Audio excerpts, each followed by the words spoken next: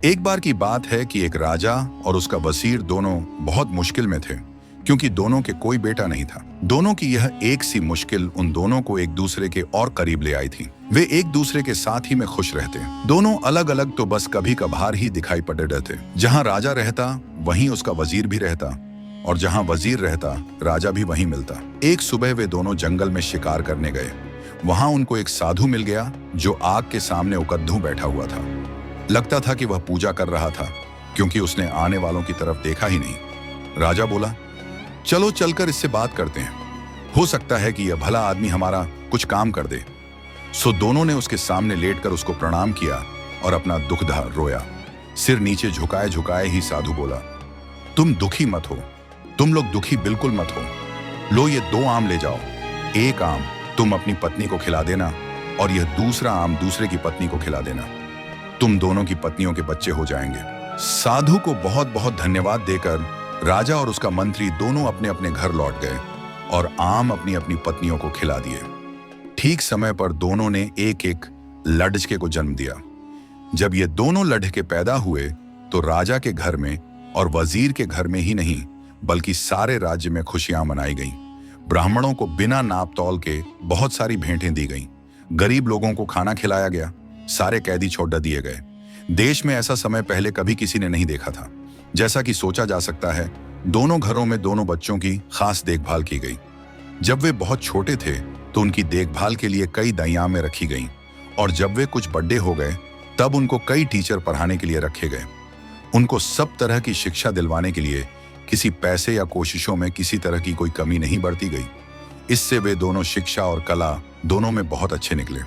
अपने पिताओं की तरह वे भी आपस में एक दूसरे से बहुत प्यार करते थे और दोनों अक्सर साथ साथ ही रहते। एक दिन वे दोनों शिकार खेलने के लिए एक साथ जंगल में गए। वहां वे दोनों घंटों तक शिकार की खोज में घूमते रहे। काफी देर बाद राजकुमार बहुत थक गया और उसे प्यास भी लगाई। वे अपने घोड़ों से उतर गए और उन्होंने अपने अपने घोड़े एक पेड़ से बांध दिए। राजकुमार वहीं घोड़ों के पास बैठ गया और वजीर का बेटा पानी की खोज में चल दिया। उसको जल्दी ही एक छोटी सी नदी मिल गई। वह राजकुमार की प्यास को तो भूल गया और उस नदी के स्रोत को ढूंढने चल दिया। वह 1-2 मील ही गया होगा कि उसको उसका स्रोत मिल गया। वहां उसने एक बहुत सुंदर परी को एक शेर के सहारे बैठा देखा। उसने यह भी देखा कि वह शेर उस परी से डरा हुआ था। ये DRR से देखकर तो वह आश्चर्य से चौंक गया और इसे बताने के लिए राजकुमार के पास दौड़ DDH गया। साथ में उसने राजकुमार को पिलाने के लिए थोड़ा सा पानी भी साथ ले लिया। जब वजीर का बेटा राजकुमार के पास पहुंचा तो राजकुमार ने पूछा, अरे इतनी देर तक तुम कहां रह गए थे और तुम ऐसे डरे डरे से क्यों दिखाई दे रहे हो? तुम्हें क्या हुआ है? वजीर के बेटे ने जवाब दिया, कुछ नहीं, कुछ नहीं। राजकुमार बोला, कुछ तो हुआ है। तुम्हारा चेहरा बता रहा है कि तुम्हारे साथ जरूर ही कुछ हुआ है। तब वजीर के बेटे ने उसे बताया कि उसने एक बहुत सुंदर लड़की को देखा है। वह शेर के सहारे बैठी हुई थी और वह शेर उससे बहुत डरा हुआ लग रहा था। ऐसा था उसकी सुंदरता का जादू। राजकुमार बोला, मैं भी ऐसी लड़की को देखना चाहूंगा, तुम मुझे उसके पास ले चलो। वजीर का बेटा राजी हो गया और दोनों उस लड़की की तरफ चल दिए। वहां जाकर उन्होंने देखा कि शेर तो उस परी की गोद में सिर रखे सो रहा है। वजीर का बेटा बोला, डरो मत, हम उतनी देर में उस लड़की को पकड़ लेते हैं जबकि शेर सोया हुआ है। वे दोनों उस लड़की के और करीब चले गए। वजीर के बेटे ने शेर का सिर उठाया और उसको जमीन पर लिटा दिया, जबकि राजकुमार ने लड़की को पकड़ा और उसको साथ लेकर वहां से चल दिया। वजीर का बेटा वहीं रह गया। जब शेर जागा तो वहां वजीर के बेटे के अलावा किसी और को न देखकर बोला, अरे वह परी कहां गई?